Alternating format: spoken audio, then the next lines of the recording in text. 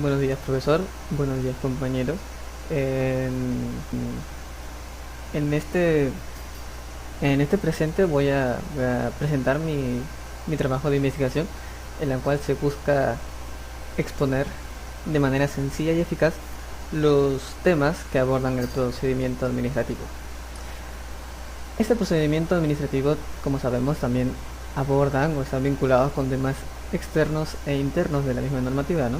De misma manera, también enfocar temas que se encuentren relacionados con la ley 24029, que será fuente importante para la resolución de nuestra materia de controversia que hemos escogido para esta casación.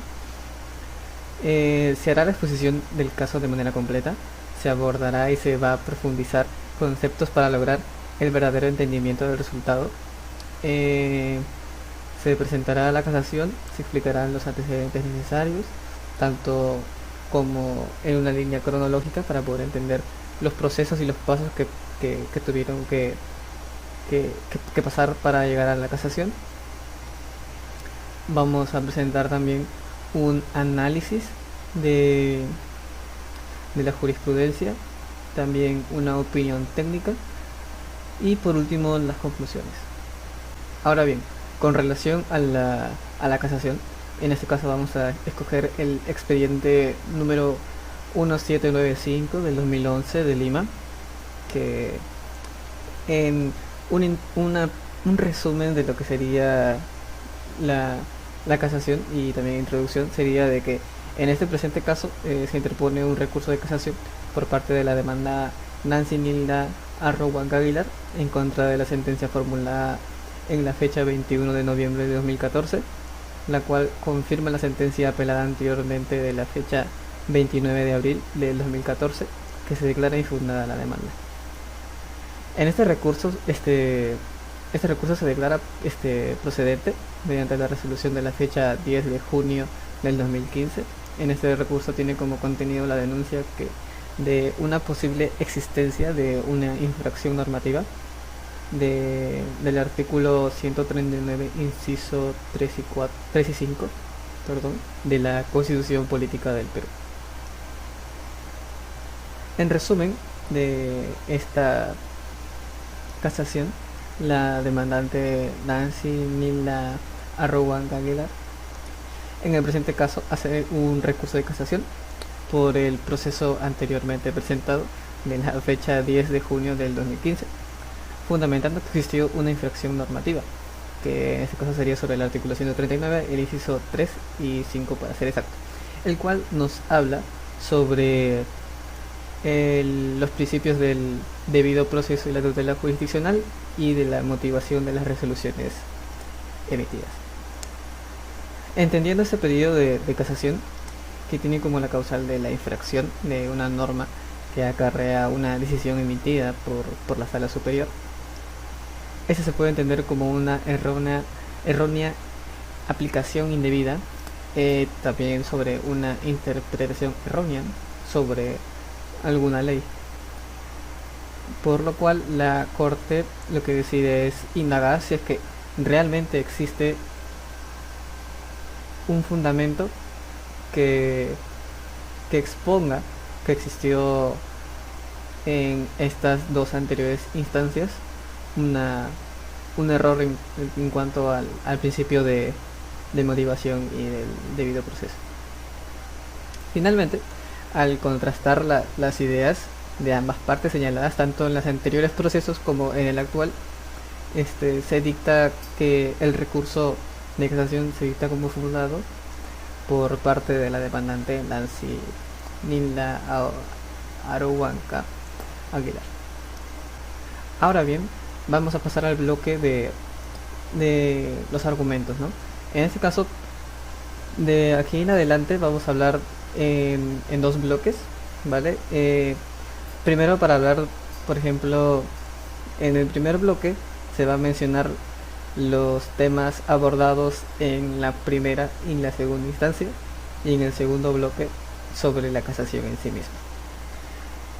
Ahora, empezando con los argumentos de la parte demandante, en el primer bloque se menciona que la pretensión de la demandante Nilda Nancy Nilda, es del pago de la bonificación del 10% por zonas de frontera y pagos adicionales por no haber recibido los bonos y los intereses, ¿no?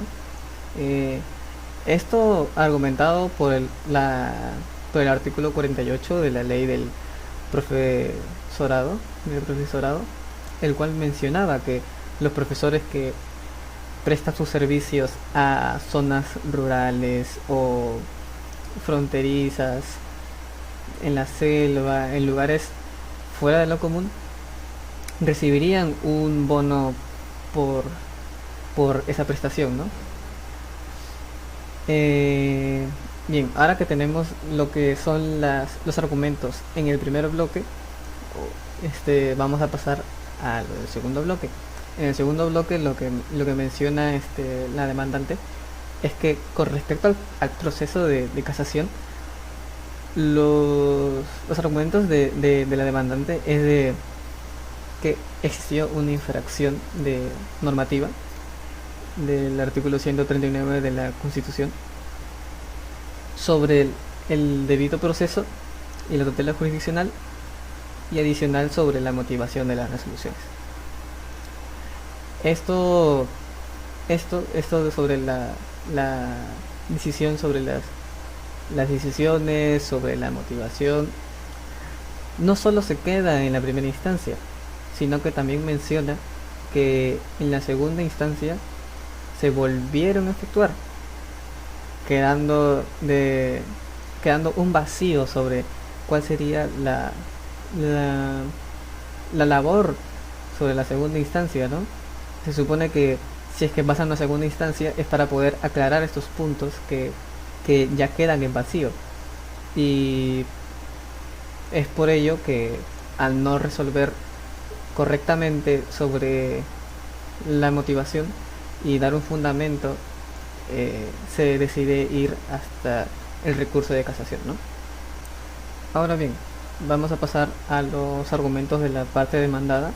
En la parte demandada, que es en este caso el órgano jurisdiccional eterno, declara que la sentencia de la primera instancia, en la que se tenía que demostrar el análisis de la ley de reforma magisterial, si bien es correcto que el entendimiento de la bonificación de las zonas fronterizas y de las zonas rurales es cierta esa bonificación, estos se pronuncian al respecto de ello, pero no directamente hacia si es legal o tiene algún sustento, sino sobre cómo hacer la bonificación y cuáles son los conceptos de bonificación. En este caso, lo que menciona el órgano jurisdiccional es que estos conceptos de bonificación, asignación, tienen como medidor a la remuneración íntegra mensual, que sería el RIM, siendo así que al ser parte de un concepto diferente a la petición que se hace, no es posible la acción y la validez de la petición de la demandante, ¿no?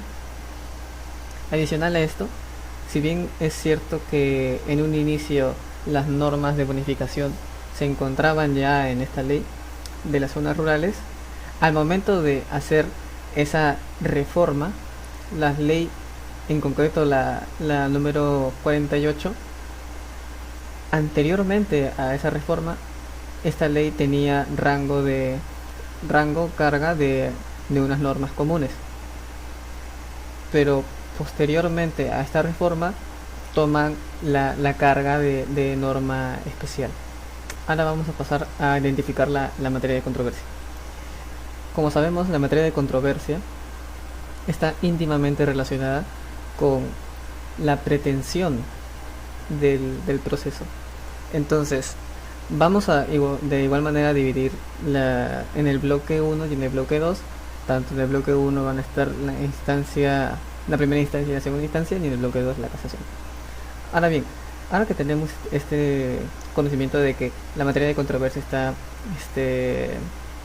relacionada con la pretensión, la pretensión de la primera y la segunda instancia era el de que se le reconozca esta bonificación del 10% hacia la demandante Nancy Nilda Araguanca Aguilar. Entonces, si tenemos el conocimiento de que esta era la pretensión de la señora, la materia de controversia sería el identificar si realmente es viable, se puede, es accesible, si se puede pronunciar a favor o en contra la sala superior. Entonces esa sería la primera materia de controversia en cuanto a la primera y la segunda instancia, que corresponderían al primer bloque. Ahora bien, después de haber tenido las resoluciones que ya conocemos previamente, que es de improcedente y en la segunda instancia de neo improcedente, la materia de controversia cambia, porque en la casación la materia de controversia ya no sería directamente la petición de la bonificación del 10%, sino que se revise las infracciones cometidas por las salas anteriores, que en este caso lo que dice Nancy Nilda, que sería su pretensión, es que existió una infracción de las normativas del artículo 139, inciso 3, inciso 5. Entonces, ahora que tenemos una nueva pretensión, que sería sobre la infracción, la materia de controversia del presente caso, del bloque 2 de la casación, sería el identificar si realmente existió esta infracción normativa. Ahora bien, en cuanto a la opinión técnica acerca de la jurisprudencia propuesta,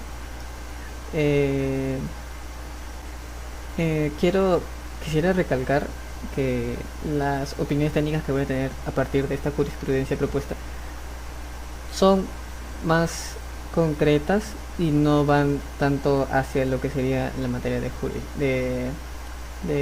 controversia, como sería la de motivación directamente, como sería la del debido proceso y la tutela jurisdiccional directamente, sobre el pago directamente, si vamos a hablar de cosas de significados y figuras más profundas, como serían los principios, como serían los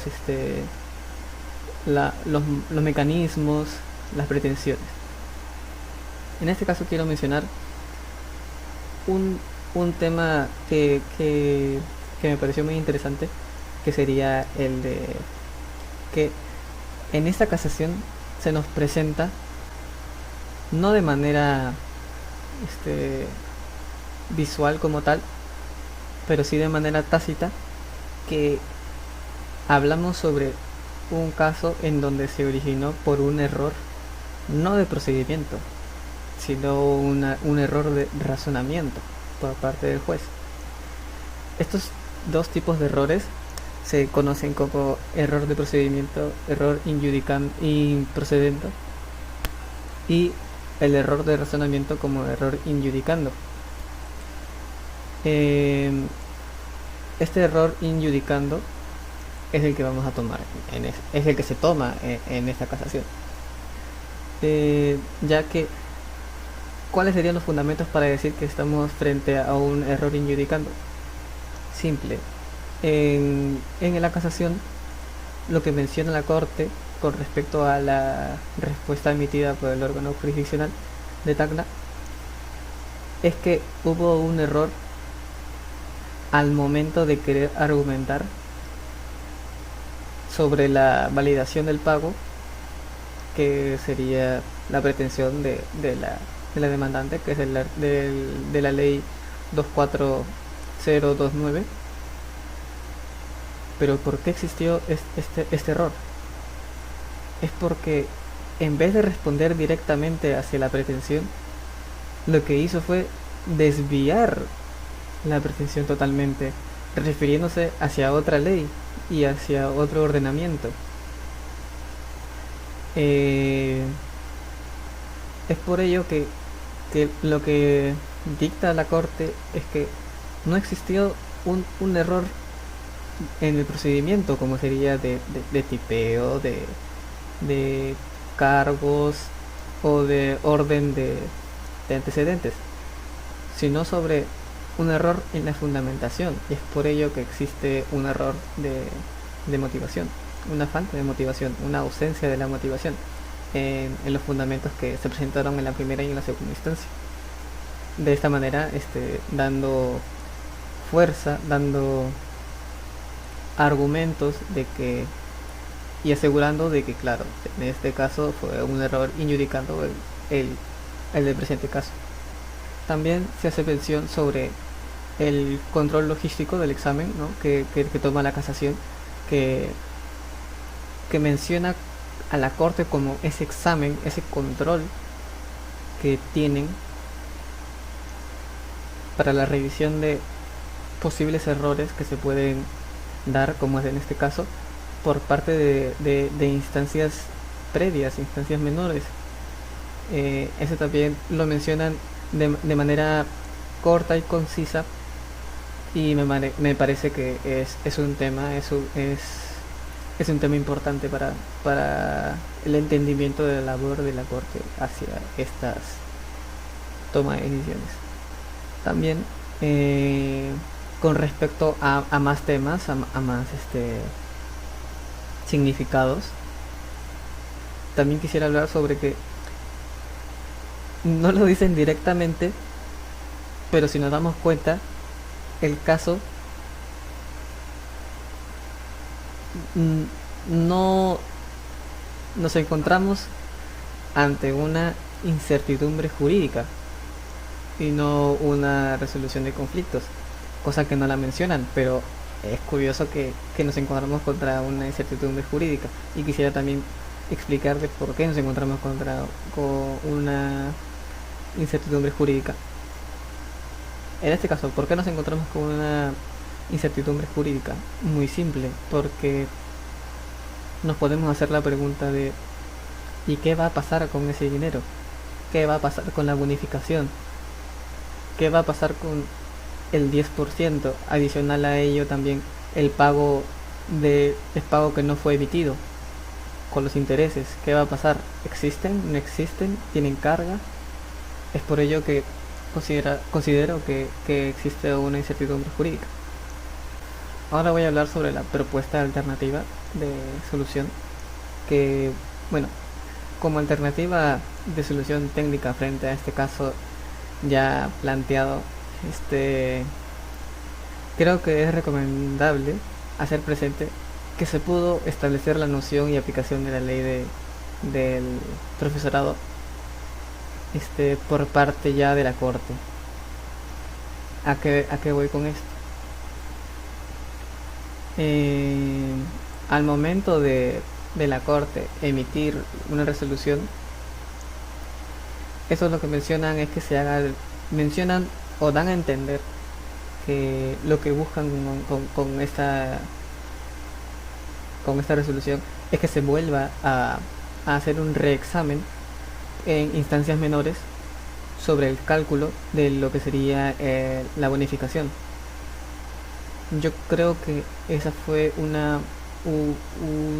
si bien no es un desacierto, siento que se pudo haber ahorrado muchísimo más tiempo el proceso administrativo, ya la Corte emitiendo, calculando un valor sobre el pago de la bonificación, porque mencionan que se tiene que hacer un pago equivalente al 25%, que también se debe calcular de los pagos que no se hicieron, como también de los intereses. Entonces, si emites una resolución con el objetivo de volver a hacer un reexamen en instancias menores, considero que lo único que estás haciendo es alargar más el proceso, más que resolverlo directamente. Creo que esa sería una propuesta de resolución técnica, y a su vez también una crítica hacia un acierto de la Corte. Por último, la decisión de la Corte es de declarar fundada el recurso de casación interpuesto por Nancy Nilda Arohuanca Aguilar. Y en este caso quiero mencionar dos puntos claves que fueron expuestos para fundamentar esta decisión. En primer punto, tenemos que él hace mención sobre el principio de congruencia procesal, ¿no? Que la emisión de una resolución por parte de un órgano jurisdiccional tiene que estar acorde, tiene que haber una congruencia con respecto a la decisión que se ha tomado, con la pretensión, que es lo que pide la parte, en este caso la parte demandante, ¿no? La señora Nancy. Y dicen que en este caso no existió este principio de congruencia, porque al momento de, ya anteriormente mencionado, al momento de responder este órgano, que hacía mención sobre la bonificación y sobre la ley de profesorado, mencionó otra totalmente distinta y quiso meter conceptos distintos hacia la pretensión de la demandante. El segundo punto, lo que mencionan es sobre, está en relación con el primer punto, que hablan sobre el principio de congruencia, y dicen que en este caso lo que surgió es la existencia de una incongruencia activa. Y mencionan que en vez de haber hecho el de no tener un supuesto amparo legal esa ley del profesorado, lo que debieron hacer desde un inicio fue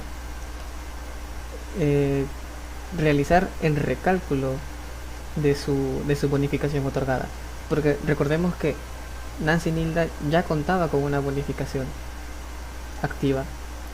Entonces lo que ellos mencionan, lo que la corte menciona, es que en vez de haber hecho eso, la respuesta de que no tendría un amparo legal, lo que se tuvo que hacer es el recalcular la bonificación otorgada para esas zonas conforme a la reforma de la ley. Bueno, y es por todo esto que se declara fundado, por estas dos razones en concreto, sobre el principio de congruencia, que sería de medidor, serviría de medidor, y también para verificar que realmente existió una falta de motivación, y incurriendo también hacia un mal debido proceso, por así decirlo, y a la tutela jurisdiccional. Bueno, eso sería todo. Muchísimas gracias.